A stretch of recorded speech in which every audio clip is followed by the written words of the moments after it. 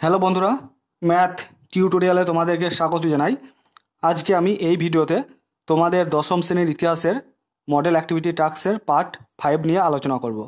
এর আগে তোমাদের 4টে মডেল অ্যাক্টিভিটি টাস্ক দেওয়া হয়েছে। তো প্রত্যেকটা মডেল অ্যাক্টিভিটি টাস্কের আমি কিন্তু সমাধান করে দিয়েছি। তো প্রত্যেকটা মডেল অ্যাক্টিভিটি টাস্কের আমি লিঙ্ক ডেসক্রিপশনে দিয়ে দেবো। তোমরা ডেসক্রিপশনে গিয়ে অবশ্যই আগের পার্টগুলো দেখে নিও। শুধু তোমাদের দশম শ্রেণী বলে নয়, আমি ক্লাস 1 থেকে আরম্ভ করে ক্লাস 10 পর্যন্ত প্রত্যেকটা ক্লাসেরই মডেল অ্যাক্টিভিটি টাস্কের প্রত্যেকটা বিষয় কমপ্লিট করে দিয়েছি। তো যদি কারো অন্য ক্লাসের মডেল অ্যাক্টিভিটি টাস্কের দরকার পড়ে তাহলে তারা অবশ্যই দেখে নিও। তো চলো এবার আমি কথা না বাড়িয়ে যে প্রশ্নগুলো দেওয়া হয়েছে সেই প্রশ্নগুলো দেখব, তার সঙ্গে সঠিক উত্তরগুলো তোমাদেরকে দেখাবো। একের দাগের কি বলেছে দেখো, ক স্তম্ভের সাথে খ স্তম্ভ মেলাও। এইদিকে আছে ক স্তম্ভ আর এইদিকে দেওয়া আছে খ স্তম্ভ। তো ক স্তম্ভে দেওয়া আছে দেখো 1.1 ভাইসরয়, 1.2 চৈত্র মেলা, 1.3 জমিদার সভা, 1.4 বেঙ্গল টেকনিক্যাল ইনস্টিটিউট। আর ডান দিকে দেখো মানে খ স্তম্ভে আছে রাধাকান্ত দেব, তারপরে দেখো ক্ষয়ে আছে তারকনাথ পালিত, তারপর গয়ে আছে লর্ড ক্যানিং, ঘয়ে আছে নবগোপাল মিত্র। তো ভাইসরয় হচ্ছে লর্ড ক্যানিং, আর চৈত্র মেলা প্রতিষ্ঠা করেছেন কে বলতো, নবগোপাল মিত্র। আর জমিদার সভা প্রতিষ্ঠা করেছেন রাধাকান্ত দেব। আর বেঙ্গল টেকনিক্যাল ইনস্টিটিউট প্রতিষ্ঠা করেছেন তারকনাথ পালিত। তো আমাদের সঠিক উত্তরগুলো হয়ে গেল। তো খাতায় লেখার সময় তোমরা এইভাবে লিখবে, যেভাবে আমি বললাম পুরোটা টুকবে, এইভাবে তীরচিহ্ন দিয়ে ম্যাচ করে দেবে। অথবা তোমরা এইভাবেও করতে পারো।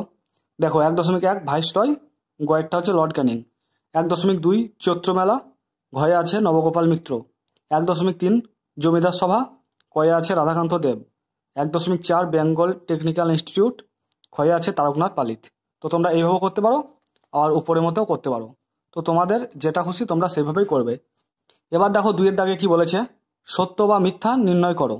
2.1 কি বলেছে, 1857 খ্রিস্টাব্দের বিদ্রোহের অভিঘাতে ভারতে ব্রিটিশ শাসনের সমাপ্তি ঘটেছিল, এটা সত্য।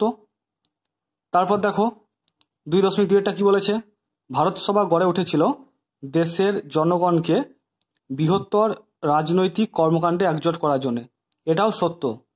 তারপর 2.3 কি বলেছে দেখো, ভারতের ছাপা প্রথম বাংলা বই a grammar of the Bengal language, এটাও সত্য। 2.4 দেখো, 1800 খ্রিস্টাব্দে ফোর্ট উইলিয়াম কলেজ ও শ্রীরামপুর ব্যাপটিস্ট মিশন প্রতিষ্ঠিত হয়, তো এটাও সত্য। তো খাতায় তোমরা পুরো বাক্যে লিখবে। দেখো আমি পুরো বাক্যে লিখেছি, দিয়ে তীরচিহ্ন দিয়ে দিয়েছি সত্য। 2.2 দেখো পুরো বাক্য লিখেছি, দিয়ে তীরচিহ্ন দিয়ে সত্য লিখেছি। 2.3 দেখো পুরো বাক্যটা লিখেছি, দিয়ে সত্য দিয়েছি। 2.4 দেখো পুরো বাক্য লিখে সত্য দিয়েছি। তো তোমরা একইভাবে পুরো বাক্য লিখবে, দিয়ে এইভাবেই সত্য মিথ্যা লিখে দেবে। এবার দেখো 3 দাগে কি বলেছে, 2টি বা 3টি বাক্যে নিচের প্রশ্নগুলির উত্তর দাও। তো খুব ছোট প্রশ্ন। 3.1 কি বলেছে, মহেন্দ্রলাল সরকার কেন স্মরণীয়। তো দেখো আমি এখানে লিখেছি কেন স্মরণীয় সেটা।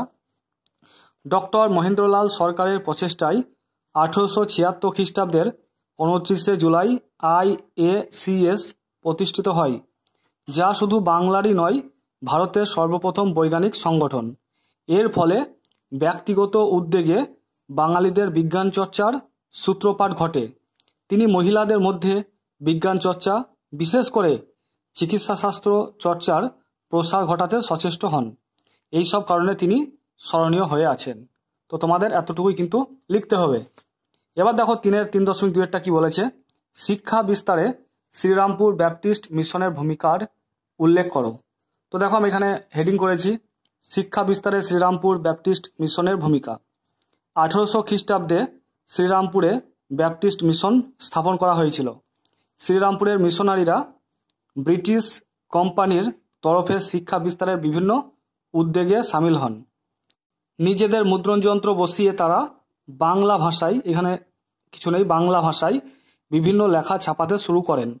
উইলিয়াম কেরি ভারতীয় মহাকাব্যগুলি ইংরেজি ভাষায় অনুবাদ করেন।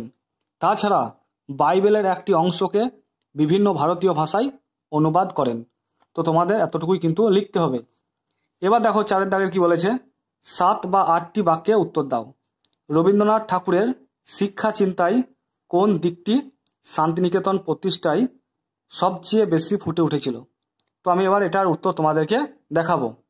তো 4 নম্বর প্রশ্নটার জন্য তোমরা যে উত্তরটা লিখবে, এইটা 1 নম্বর দেবে, তারপর এটা 2 নম্বর দেবে, আর এইটা দেবে 3 নম্বর।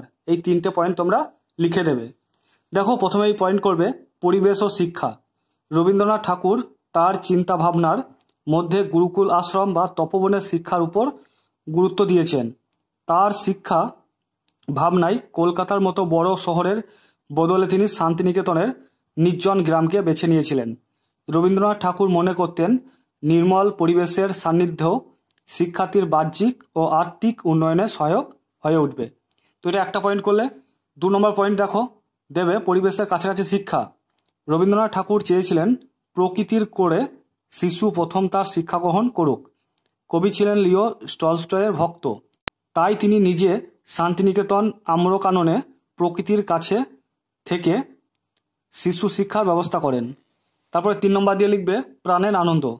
রবীন্দ্রনাথ ঠাকুর তার শিক্ষা ভাবনায় প্রকৃতি ও পরিবেশকে এনে শিশুর প্রাণের আনন্দ দান করতে চেয়েছেন।